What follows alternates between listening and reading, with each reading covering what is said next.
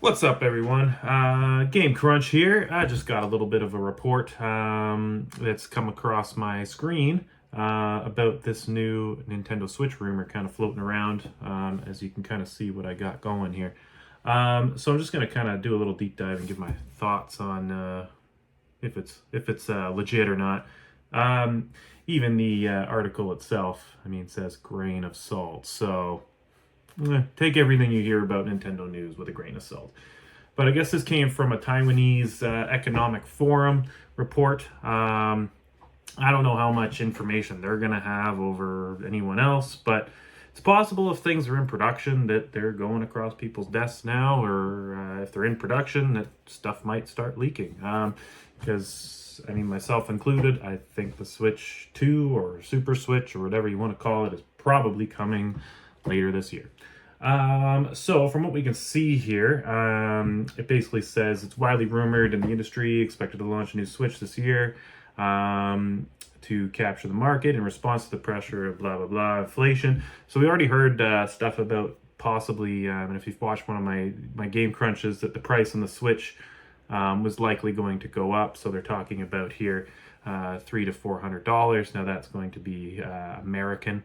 So depending where you are, I'm in Canada. The Switch is already $400 here, so likely it's going to go to $5 or $529 or something like that.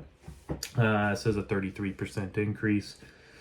So expect that, especially with all the inflation that we've been experiencing. So industry sources pointed out that during the initial launch of the Switch, Nintendo's senior management formulated a core strategy of pricing the console just above cost to quickly penetrate the market. So when the Switch launched, it's not the case anymore because part pricing has now went down.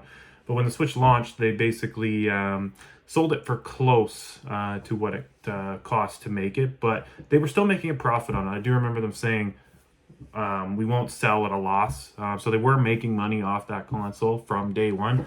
But it doesn't look like that's going to be the strategy that they're going to go with this time. So the market strategy is indeed quite successful, but as a result, many suppliers are under considerable cost pressure. So that's going to put pressure on your GameStop and your Walmarts and Best Buys. That there's not really any money to be made on those things. So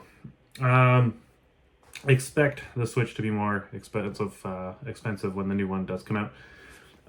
So this is the meat and potatoes here, the specs of the system. So this is what's being reported on. I don't know how this Taiwanese forum got a hold of this. I don't know if it's legit. It looks to be about in line and kind of what some other reports have been saying. So there might be some truth to it. Usually I always find the truth lies somewhere in the middle. So basically what they're saying here is that it's included the NVIDIA T39 processor. So I didn't know what that was. So I Googled it to find out a little bit more. And I found this article from a while ago, back in November 6th, where they were actually talking about this might be the processor. And it looks like it's about equivalent, or it is the 2050, RTX 2050. Which, I mean, in my computer, I still have a 2070. I don't use my computer for a whole lot of gaming. I'm more of a console guy, as you can see. But decent, much better than the Tegra X1. They kind of have some reports down here of kind of what it's able to run. So they have Digital Foundry checked it out, and they were looking at Cyberpunk as their I guess benchmark. 720p. Said it kind of. I guess they're talking about the hobbled 2050. The games maintain at least 30 frames per second with enough headroom that DLSS at 1080p still looks smooth. So that's not bad for what it is and for it being a handheld device. I would say that's not bad. So that's basically what they're looking at. 8 gigs of RAM, which seemed, I don't know, a little on the low end, but I mean, I'd probably say that's a safe bet. 64 gigs of storage. Now that is low. That is really low.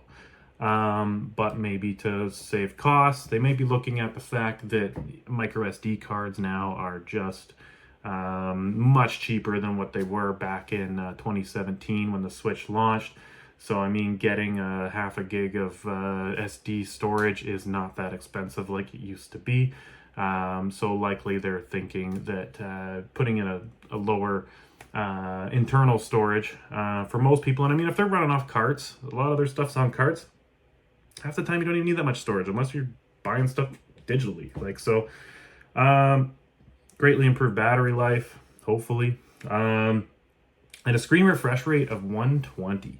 Now, that's the one that I looked at and was like, 120? I don't know if they're going to do that. That's the weird one. Everything else here seems like Nintendo.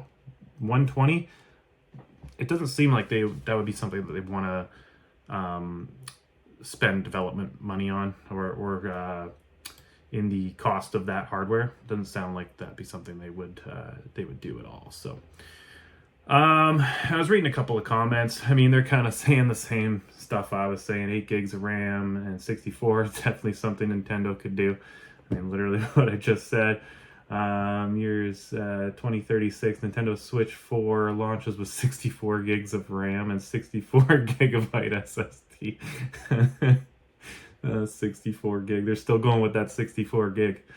Incredibly mediocre at best. So it does sound believable to what Nintendo and what they could offer in a handheld device for that pricing. I'd say this is a pretty good shot of what you can expect. So it does give the rumor some credence. If they say it would be a 720p panel, you know it's 100% true. I imagine they're going to go with the 720p panel. Don't know. I don't, what's this guy saying? Any handheld with a screen above 720p is automatically crap.